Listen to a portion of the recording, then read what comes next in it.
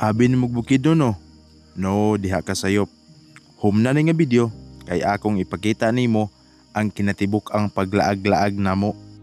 In the heart of Misamis Occidental, adunay tinago nga hiyas o laaganan nga mao kini ang balanakan dire sa barangay Ninang Don Victoriano. Dili lang kini usa ka ordinaryo nga barangay, kundi usa ka paraiso nga gipanag-iya sa kalinaw ug katahom sa kinaiyahan. As you take a step, you leave behind the noise of the world and find serenity in every breath. Ang hangin diri grabe ka presko, grabe ka bugnaw. Ang talan-awon grabe usab kalapad, makita nimo ang mga bukid. Malinawon, hilom, layo sa problema.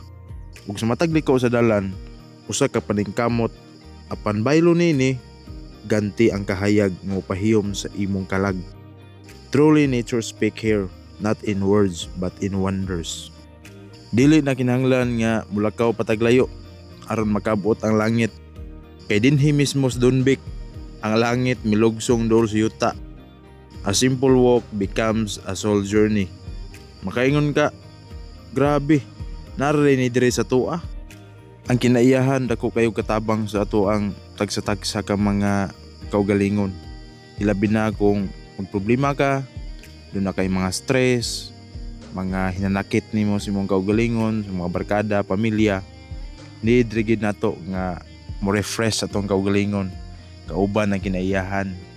Mas hindi ay need pud ka nga maglaag ug dito imong ma-relax ang imong kaugalingon nga malayo ka sa mga problema huna-huna. Dili pwede nga kanang magpundol ng tagbalay ba.